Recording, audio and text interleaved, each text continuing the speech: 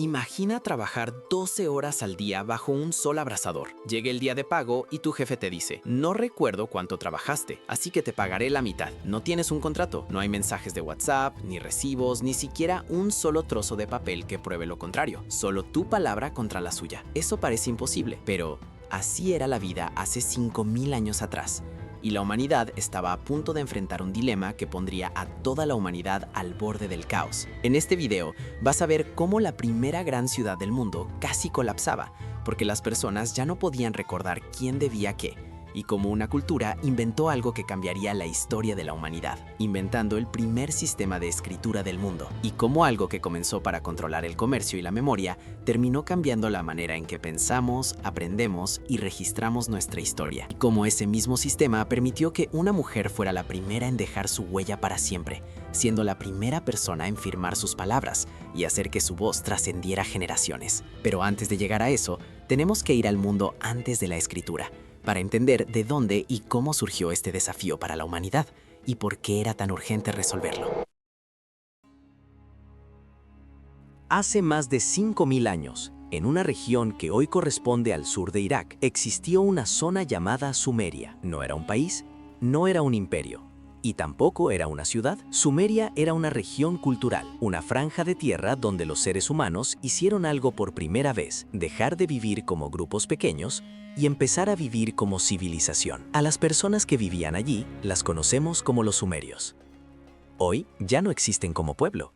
Su lengua dejó de hablarse y con el tiempo fueron absorbidos por otras culturas. Sumeria tampoco existe hoy como territorio político. Lo que queda son ruinas enterradas, tablillas de arcilla y decisiones que todavía gobiernan nuestra vida cotidiana. Los sumerios no vivían entre montañas ni bosques, vivían en una planicie brutal: barro, calor y agua. Una tierra difícil, pero increíblemente fértil. Dos ríos marcaban todo: el Tigris y el Éufrates. Cuando se controlaban, traían vida; cuando se descontrolaban, traían hambre. Así que los sumerios hicieron algo que definiría su destino: aprendieron a controlar el agua. Construyeron canales, organizaron campos de cebada, criaron ganado, intercambiaron alimentos. No eran conquistadores, no eran filósofos, eran agricultores, constructores y, sobre todo, organizadores. Durante siglos, eso fue suficiente. Pequeñas aldeas crecieron alrededor de los ríos. Las familias se conocían, las promesas se recordaban, la palabra tenía peso. En ese mundo, la memoria humana bastaba. Si prometías algo, lo recordabas. Si debías algo, lo pagabas. Si una historia se repetía, sobrevivía. Pero algo empezó a cambiar. La agricultura funcionó demasiado bien. Los canales trajeron abundancia y la abundancia trajo personas. Muchas personas. Las aldeas se transformaron en ciudades y Sumeria empezó a llenarse de nombres que hoy suenan lejanos: Uruk, Ur, Lagash, Kish. Ciudades independientes, cada una con sus dioses, sus templos y sus reglas. Y ahí apareció un problema que la humanidad nunca había enfrentado antes. Cuando una comunidad es pequeña, todos se conocen. Pero cuando miles de personas viven juntas, la memoria deja de ser una solución y se convierte en un riesgo. ¿Quién prometió qué? ¿Quién entregó cuándo? ¿Quién está diciendo la verdad? No porque la gente fuera malvada, sino porque la memoria humana es frágil, se confunde, se adapta, se rompe. Los sumerios aún no lo sabían, pero estaban entrando en el primer gran dilema de la civilización humana: ¿cómo hacer que miles de desconocidos vivan juntos sin que todo colapse? La palabra ya no alcanzaba.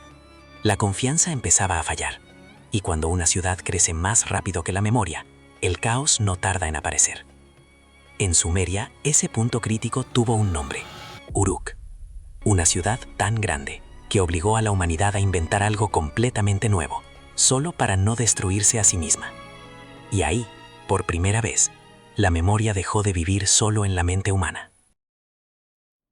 Uruk creció demasiado rápido. Lo que empezó como una ciudad más dentro de Sumeria se convirtió en algo que el mundo nunca había visto. Miles, luego decenas de miles de personas viviendo juntas. Para ese tiempo, eso era una locura. Hasta entonces, las comunidades humanas funcionaban porque eran pequeñas. Todos se conocían, todos recordaban. Pero Uruk ya no era así. En Uruk, muchas personas ya no se conocían entre sí, pero aún así tenían que convivir, trabajar y confiar unas en otras. La ciudad funcionaba como una máquina enorme. Entraban alimentos, salían raciones. Había campos, canales, ganado, templos y trabajadores. Todo tenía que repartirse con cuidado. Y aquí aparece el verdadero problema. Nada de eso estaba escrito. No existían contratos, no existían listas, no existían registros. Todo dependía de la memoria de las personas. Los sacerdotes recordaban quién había entregado ofrendas. Los administradores recordaban cuántos sacos de grano había. Los trabajadores confiaban en que recibirían lo prometido. Pero la memoria humana no está hecha para eso. No es mala. Es limitada, se equivoca, olvida, se confunde con el paso del tiempo. En una aldea pequeña eso no era grave. En una ciudad como Uruk, eso era peligroso, porque cuando no hay forma de comprobar las cosas, la confianza empieza a romperse. ¿Quién entregó más? ¿Quién recibió menos? ¿Quién está diciendo la verdad? No hacía falta que alguien fuera malvado, bastaba con que alguien recordara distinto. Uruk había llegado a un punto crítico. La ciudad necesitaba una forma de ordenarse, pero todavía no tenía las herramientas para hacerlo. La palabra ya no alcanzaba. La memoria ya no era suficiente. Y sin una solución, el caos no era una posibilidad futura, era una amenaza inmediata. Los sumerios no estaban intentando cambiar el mundo. Solo querían que su ciudad no colapsara. Pero para lograrlo, iban a tener que crear algo que la humanidad nunca había usado antes. Algo que pudiera recordar por todos. Algo que no se cansara. Algo que no olvidara. Ahora veremos qué hicieron los sumerios cuando se dieron cuenta de que la mente humana ya no era suficiente para sostener una civilización, y cómo, casi sin darse cuenta, el barro empezó a recordar por ellos. Uruk no necesitaba poemas, necesitaba orden, ya que el problema no era espiritual ni filosófico, era práctico. ¿Cómo recordar cuántos sacos de grano entraron al templo? ¿Cómo saber cuántas ovejas pertenecían a quién? ¿Cómo evitar discusiones cuando la ciudad ya era demasiado grande para confiar solo en la memoria? La solución no apareció de golpe. Fue lenta, torpe y sorprendentemente simple. Los sumerios empezaron usando fichas de arcilla, pequeñas piezas de barro con distintas formas. Un cono podía significar una medida de grano, una esfera, una oveja, un cilindro, una cantidad mayor. Cada ficha representaba algo real, pero pronto apareció otro problema. Las fichas se perdían, se podían cambiar, se podían robar. Entonces hicieron algo ingenioso. Colocaron las fichas dentro de bolas de arcilla huecas, selladas. Cada bola representaba una transacción cerrada. Era una forma primitiva de un contrato. Pero aún había un inconveniente. Para saber qué había dentro, había que romper la bola de arcilla. Así que alguien tuvo una idea decisiva. Antes de rellenar el interior y luego sellarlas, comenzaron a marcar en el exterior la forma de las fichas que iban dentro. Un cono marcado, una esfera marcada, un cilindro marcado. El barro empezó a mostrar información sin necesidad de abrirse. Y ese gesto lo cambió todo. Recordemos que para este tiempo aún no existía la escritura como hoy en día la conocemos. Con el tiempo, las fichas dejaron de ser necesarias. Bastaba con dibujar los símbolos sobre una tablilla plana de arcilla húmeda. No eran letras, no eran palabras, eran signos contables. La escritura nació así, como una herramienta administrativa. No para contar historias, no para rezar, no para expresar sentimientos. Para llevar cuentas, grano entregado, ganado recibido, trabajo registrado. Cada tablilla era memoria externa, una memoria que no olvidaba, una memoria que no discutía. Cuando el barro se secaba, el acuerdo quedaba fijo. Por primera vez en la historia, la información dejó de depender de una persona viva. Podía sobrevivir al tiempo, podía sobrevivir a la muerte. Los símbolos se fueron refinando, se simplificaron, se volvieron más rápidos de hacer. Usando algo puntiagudo para darle forma, los escribas presionaban el barro y dejaban marcas. Una breve explicación de qué era un escriba. Escriba es un experto en la palabra escrita, un hombre de libros que registra, interpreta y transmite información, siendo una profesión vital para la administración y cultura de una sociedad. Así nació la escritura cuneiforme, no como arte, no como literatura, sino como una respuesta directa a un problema urbano. El barro había aprendido a recordar por todos, pero este nuevo sistema tenía un costo. No cualquiera podía aprenderlo, no cualquiera podía usarlo. Y quienes lo dominaban no solo registraban la realidad, empezaron a controlarla. Si este contenido te está gustando, te invito a que te suscribas al canal. La escritura se creó para evitar el caos, pero terminó creando algo mucho más peligroso, un nuevo monopolio de poder. Prepárate, porque estamos a punto de descubrir cómo la escritura dejó de ser una herramienta de orden para convertirse en el arma definitiva de control. La escritura resolvió un problema, pero creó otro. No todos podían aprenderla. Escribir en Sumeria no era trazar letras simples, era memorizar cientos de signos, saber combinarlos, usarlos correctamente según el contexto. Requería años de aprendizaje. Por eso, muy pronto, la escritura dejó de estar en manos de todos y pasó a manos de unos pocos. Así nacieron los escribas. Ni campesinos, ni guerreros, ni reyes. Eran algo nuevo. Se formaban en escuelas especiales llamadas Edupa, la casa de las tablillas.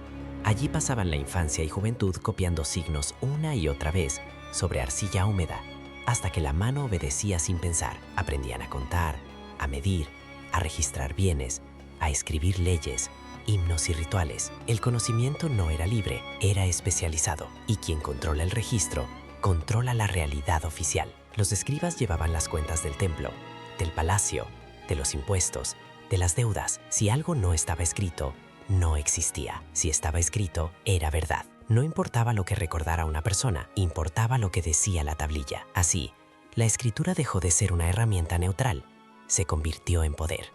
Los escribas no gobernaban con ejércitos, pero decidían cuánto debía cada familia, qué ofrenda era correcta, qué ley estaba vigente. Eran intermediarios entre los dioses, el rey y el pueblo. Incluso la religión pasó por sus manos, los rituales correctos, las palabras exactas, los nombres divinos. Todo debía ser escrito como correspondía. Un error en una tablilla no era solo un error técnico, podía significar castigo, deuda o culpa religiosa. La escritura empezó a crear una distancia nueva entre quienes sabían leer el mundo y quienes solo lo vivían. No eran villanos clásicos, no eran malvados, eran guardianes del sistema, personas necesarias para que la ciudad funcionara, pero también responsables de que el poder se concentrara. Por primera vez en la historia, el conocimiento se volvió una barrera social, y durante siglos, la escritura habló con voz anónima. Nadie decía yo, solo había registros, listas, leyes, decretos, hasta que en medio de ese mundo controlado por signos en tablillas, alguien hizo algo inesperado. Alguien usó la escritura no para administrar algo, sino para hablar desde sí misma. Y por primera vez, un nombre quedó grabado en el barro. Ese nombre era Enheduanna. Hasta ahora, la escritura no tenía rostro. Las tablillas decían cuántos sacos de grano entraban al templo, cuántas ovejas debía una familia, qué ritual debía hacerse y cuándo. Pero nadie hablaba como persona. No había opiniones, no había emociones, no había un yo. La escritura era un sistema, no una voz. Y entonces aparece Enheduanna. No fue una escriba cualquiera, fue hija del rey Sargón de Akkad, el primer gran unificador de Mesopotamia, y también fue sacerdotisa del dios lunar Nana en la ciudad de Ur. Eso ya la colocaba en una posición única, política, religiosa y cultural. Pero lo verdaderamente importante no es su cargo, es lo que hizo con la escritura. Enheduanna escribió himnos dedicados a los dioses, especialmente a Inanna. De hecho, eso no era algo nuevo. Lo nuevo fue cómo los escribió. Por primera vez en la historia que conocemos, un texto que dice claramente yo. Habla de su miedo, de su dolor, de su expulsión del templo, de su deseo de recuperar su lugar. La escritura dejó de ser anónima. Ya no solo registraba el mundo, ahora expresaba lo que sentía. Enheduanna no escribía para contar bienes, escribía para afirmarse como persona, frente al poder, frente a los dioses, frente a la historia. Y algo aún más importante, firmó sus textos, dejó su nombre grabado. Eso la convierte en la primera autora conocida de la humanidad. Siglos antes de Homero, siglos antes de cualquier tradición literaria clásica. Con ella, la escritura dio un giro silencioso pero irreversible. Ya no servía solo para administrar ciudades, también podía expresar identidad, conflicto y experiencia humana. El barro, por primera vez, no solo recordaba datos, recordaba personajes. Pero esa voz no apareció en un mundo tranquilo. Enheduanna escribió en medio de luchas políticas, rebeliones y exilio, y tuvo que usar la escritura no solo para expresarse, sino para sobrevivir. Si quieres que haga un video dedicado a Enheduanna, déjamelo en los comentarios para que lo vea, porque en Mesopotamia las palabras ya eran poder, y quien sabía usarlas podía unir o dominar. La escritura ya no era solo una herramienta administrativa. Tampoco era solo una voz personal, ahora era algo más peligroso, era poder. En tiempos de Enheduanna, Mesopotamia no era un lugar estable.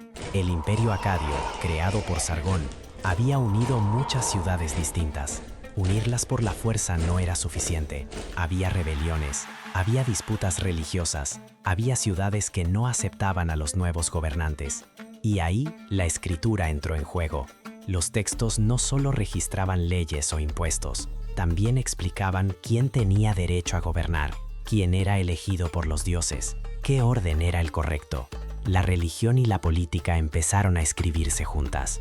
Enheduanna fue expulsada de su cargo durante una rebelión. Perdió su templo, perdió su posición. Estuvo al borde de desaparecer y no tomó un ejército. Tomó palabras. Escribió himnos donde pedía ayuda divina, pero también donde justificaba su regreso al poder. Sus textos reforzaban la autoridad del imperio y la conexión entre los dioses y el gobierno central. No eran solo rezos, eran mensajes políticos. La escritura se convirtió en una forma de convencer, legitimar y controlar. Quien dominaba los textos, dominaba la versión oficial del mundo. Las leyes se escribían, los castigos se escribían, los rituales se fijaban por escrito. Y lo que estaba escrito parecía eterno, incuestionable, sagrado. Así, la escritura dejó de ser neutral. Ya no solo organizaba la ciudad, definía quién mandaba y quién obedecía. Podía unir pueblos bajo una misma idea o someterlos bajo una misma verdad. Desde ese momento, escribir nunca volvió a ser un acto inocente, porque cada signo en el barro podía servir para ordenar o para dominar. Y mientras el poder crecía, también crecía la necesidad de medirlo todo: el tiempo, la tierra, el cielo, porque no se puede controlar un mundo que no se puede medir.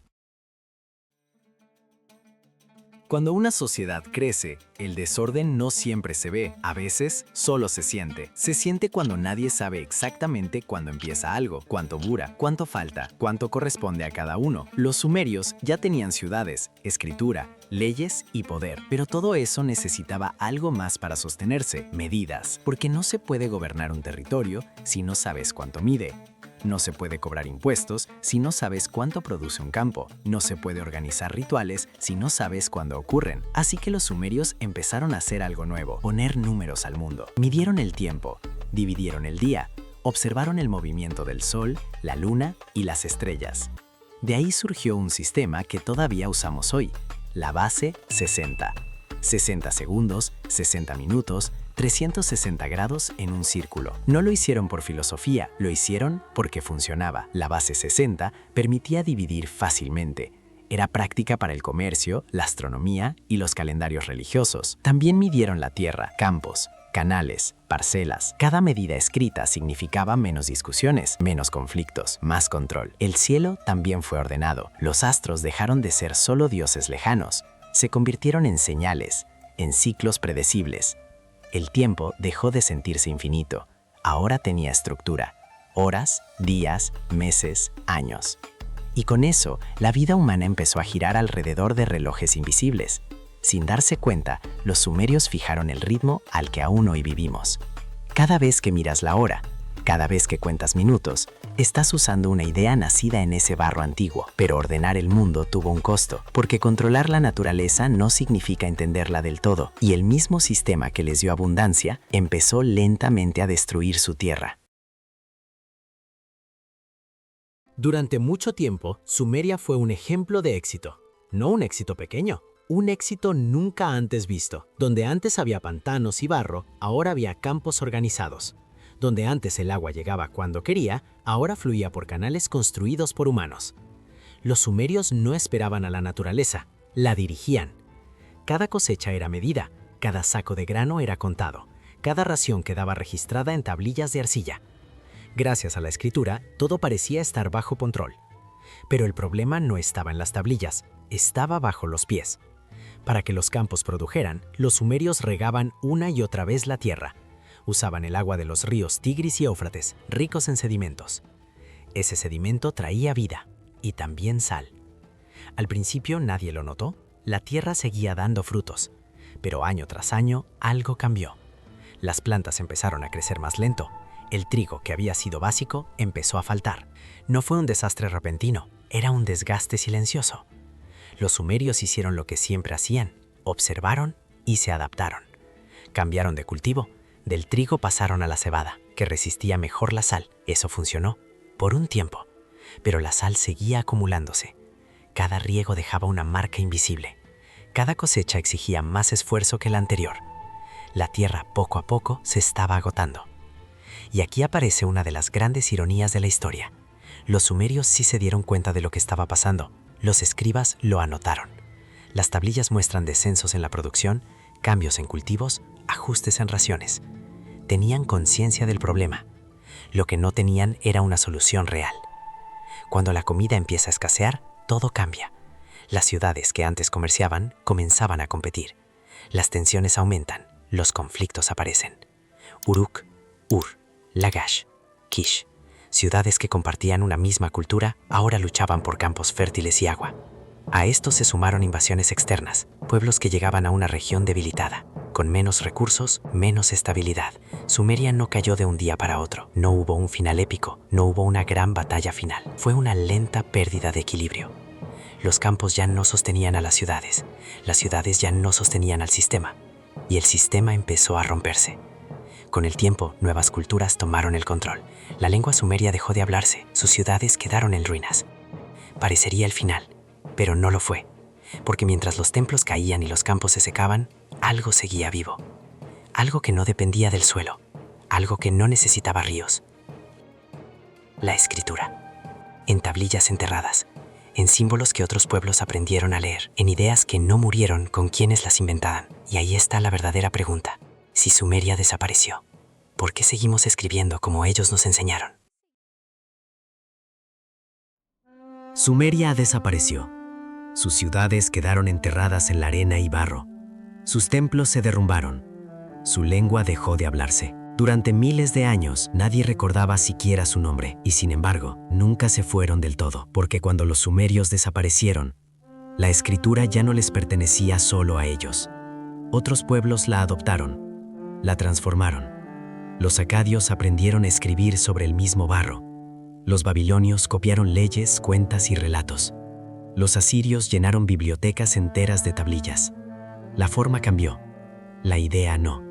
La idea de que el conocimiento puede sobrevivir a las personas. La escritura siguió viajando, de la cuña al alfabeto, del papiro al pergamino, del papel a la imprenta, de la tinta a la pantalla. Hoy ya no usamos tablillas de arcilla, pero seguimos haciendo exactamente lo mismo. Anotamos, registramos, guardamos información para que no dependa de la memoria. Cuando firmas un contrato, cuando estudias en la escuela, cuando escribes un mensaje, cuando lees esto, estás usando una idea que nació hace más de 5000 años, en una planicie calurosa entre dos ríos. Los sumerios no inventaron la escritura para contar historias épicas. La inventaron para algo mucho más simple: que su mundo no se desmoronara. Pero al hacerlo, cambiaron algo más profundo. Por primera vez, el conocimiento dejó de vivir solo en la cabeza de las personas. Pudo acumularse, transmitirse, corregirse, mejorarse. Ahí nació la educación. Ahí nació la ley escrita. Ahí nació la historia. Incluso nuestra forma de medir el tiempo. Horas, minutos, segundos. Sigue el sistema que ellos usaron. Sin saberlo, fijaron el ritmo al que todavía vivimos. Sumeria cayó, pero la idea que crearon es casi imposible de destruir, porque mientras exista alguien que escriba, ellos siguen ahí, en cada palabra, en cada número, en cada intento humano de poner orden al caos. Los sumerios no sabían que estaban creando el futuro, solo querían sobrevivir al presente. Y quizá ahí esté la lección más importante de todas. Las civilizaciones pueden desaparecer, pero las ideas que cambian, la forma de pensar, esas rara vez desaparecen. Sumeria desapareció, el barro se secó y su lengua murió, pero cada vez que miras tu reloj o escribes un mensaje de texto, un fantasma sumerio está dictando tus movimientos. La escritura nació para contar sacos de grano, pero terminó permitiéndonos gritarle al futuro quiénes somos. Así que hoy te pregunto a ti, si pudieras dejar un solo mensaje grabado en una tablilla de arcilla que dure otros 5000 años, ¿qué escribirías para que el mundo no te olvide? Déjamelo en los comentarios. Me encantará leer qué parte de tu yo quieres heredarle a la historia. Y si hoy aprendiste que el mundo es mucho más antiguo y fascinante de lo que te contaron, suscríbete. Porque aquí seguimos desenterrando las ideas que nos hacen humanos. Nos vemos en el próximo capítulo.